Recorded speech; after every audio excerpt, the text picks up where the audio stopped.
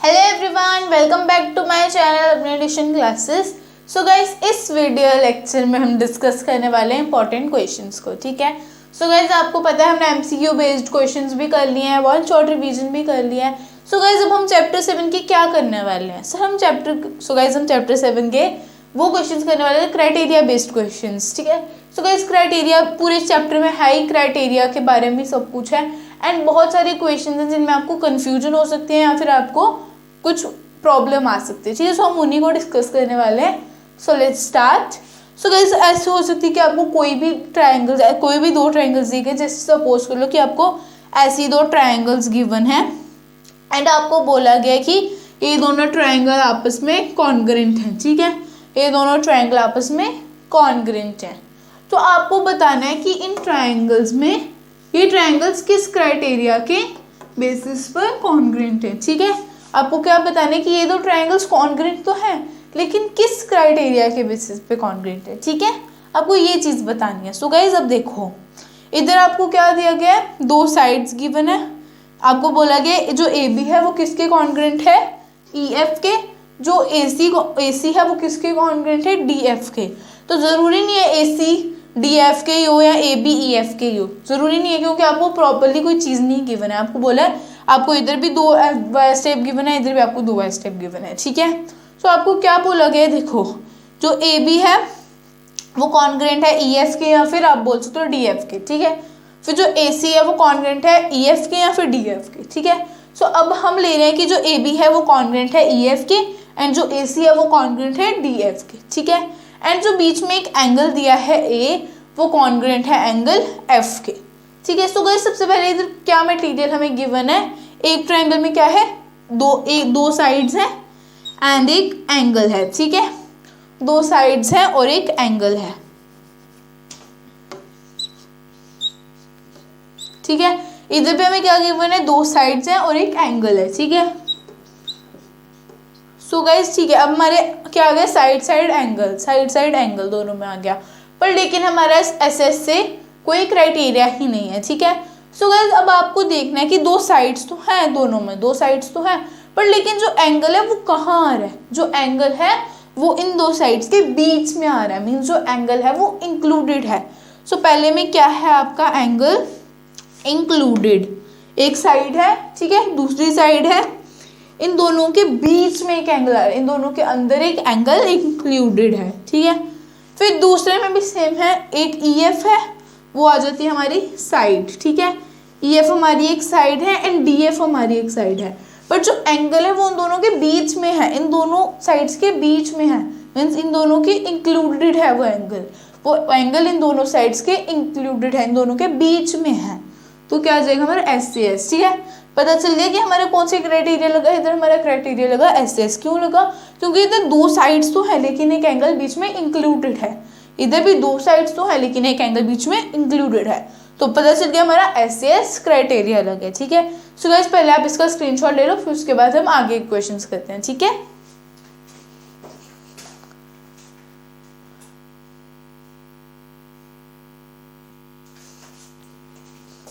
So guys, अब हम next question discuss करते हैं। सो गाइस, इसमें हमें कौन से ट्रायंगल्स दिए गए हैं, राइट एंगल ट्रायंगल्स। ठीक है। इसमें भी हमें बताया गया कि ये दोनों ट्रायंगल्स कॉन्ग्रुएंट है एंड आपको क्या बोला गया कि बताओ कि कौन से क्राइटेरिया से कॉन्ग्रुएंट है। ठीक है।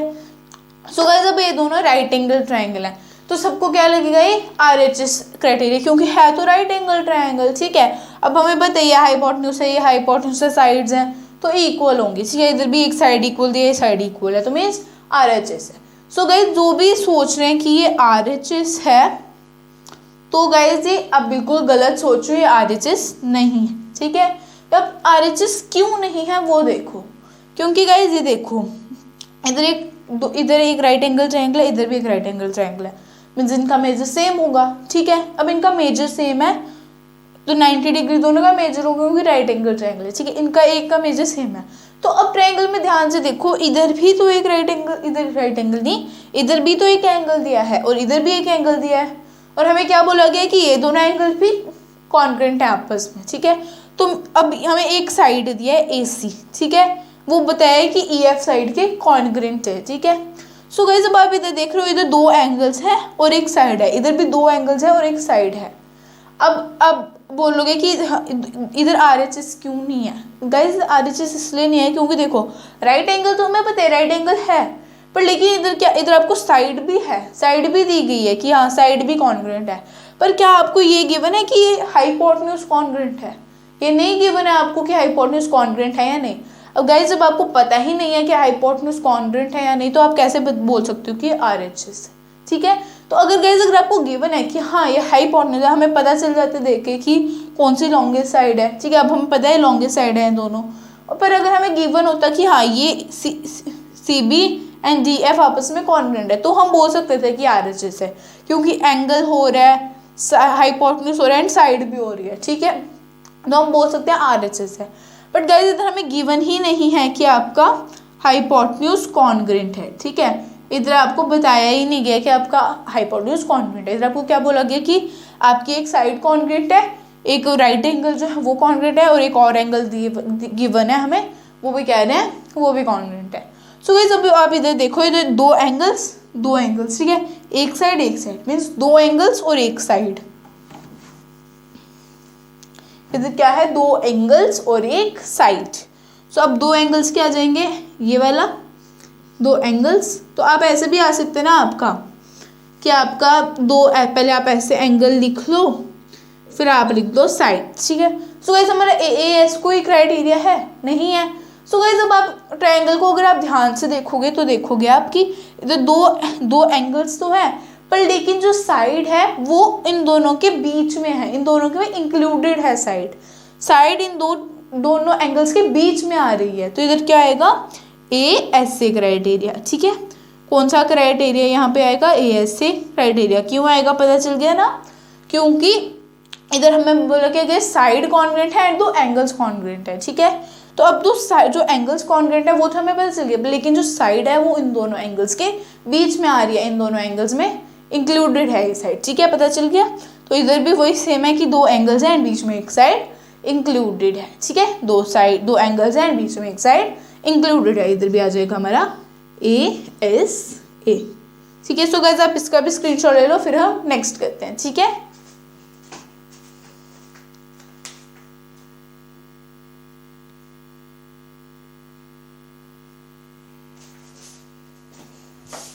सो गाइज अब हम एक और क्वेश्चन वैसे ही करेंगे जो हमने पहला किया, पर गाइज इसमें थोड़ा सा डिफरेंट है। ठीक है, तो क्या डिफरेंट है वो देखो।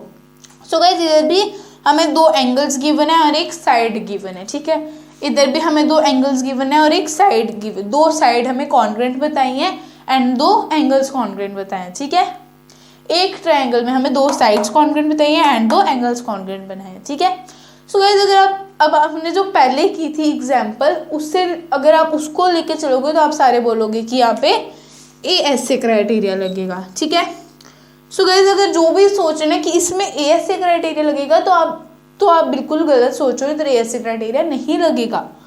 सो गाइस ASA क्राइटेरिया क्यों नहीं लगेगा वो क्वेश्चन आ जाता है। ठीक है, सो गाइस ASA क्राइटेरिया में क्या होता है, दो एंगल्स होते हैं एंड एक साइड इंक्लूडेड होती है। ठीक है, गाइस दो एंगल्स तो है, लेकिन क्या साइड इंक्लूडेड है?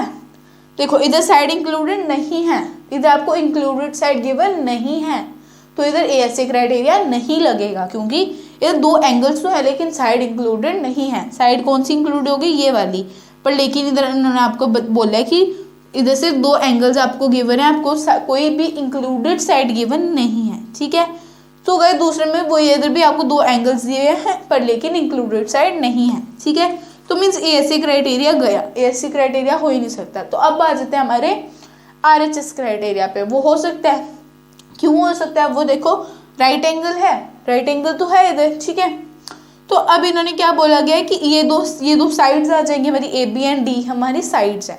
इन्होंने बोला ये दोनों भी कॉन्ग्रुएंट है एंड जो हमारा हाइपोटेन्यूज कौन सा है, CB एंड DF, इन्होंने बोला ये भी कॉन्ग्रुएंट है। अब देखो राइट एंगल है, राइट एंगल कॉन्ग्रुएंट है, अब हाइपोटेन्यूज कॉन्ग्रुएंट है एंड साइड भी कॉन्ग्रुएंट है, तो मतलब ये RHS क्राइटेरिया लग जाएगा। कैसे लगेगा, देखो राइट एंगल है कॉन्ग्रुएंट, हाइपोटेन्यूज है कॉन्ग्रुएंट एंड साइड है कॉन्ग्रुएंट। ठीक है, इधर भी राइट एंगल है congruent, hypotenuse and congruent and side है कॉन्ग्रेंट। पता चल गया RHS इधर कैसे लगा, RHS क्राइटेरिया क्यों लगा, क्योंकि इधर राइट एंगल ट्राइंगल है, इधर हमें राइट एंगल है, हाइपोटेन्यूज एंड साइड है, वो तीनों आपस में कॉन्ग्रेंट है। ठीक है, आपस में नहीं, मतलब जो राइट एंगल है वो दूसरे ट्राइंगल के राइट एंगल के कॉन्ग्रेंट है, हाइपोटेन्यूज दूसरे ट्राइंगल के हाइपोटेन्यूज के कॉन्ग्रेंट है, जो साइड है वो दूसरे ट्राइंगल के साइड के कॉन्ग्रेंट है। ठीक है, इसलिए हमारा RHS है। अब हमारा ASA क्यों नहीं आया, वो आप सबको क्लियर हो गया। ASA हमारा इसलिए नहीं आया क्योंकि ASA में होता है 2 एंगल्स होते हैं एंड एक साइड इंक्लूडेड होती है, पर लेकिन इधर 2 एंगल्स हैं लेकिन साइड इंक्लूडेड नहीं है, इधर भी 2 एंगल्स हैं लेकिन साइड इंक्लूडेड नहीं है। पता चल गया RHS कैसे है। सो गाइस मेरे को आपको यही क्लियर करना था कि ऐसे भी क्वेश्चन आपको आ सकते हैं, तो आपको क्लियर होना चाहिए कि इनमें कैसे करना है। ठीक है, सो गाइस अब हम अपने लास्ट 2 क्वेश्चंस करते हैं, तब तक आप पहले इनका स्क्रीनशॉट ले लो, इन सज्जी का स्क्रीनशॉट ले लो, फिर उसके बाद हम बाकी के 2 को करते हैं। ठीक है,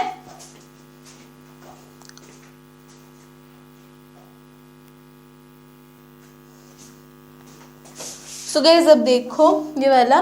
सो गाइस इसमें पता है आपको क्या करना है, इसमें आपको कोई क्राइटेरिया कुछ नहीं बताना है। ठीक है, इसमें आपको क्या बताना है कि अगर इस ट्राइंगल का नाम ट्राइंगल ABC है तो बताओ कि इस ट्राइंगल का नाम क्या होगा। तो इन्होंने हमें ये बताया कि ये 2 ट्राइंगल्स हैं आपस में कॉन्ग्रेंट है। ठीक है, ये 2 ट्राइंगल्स आपस में कॉन्ग्रेंट है।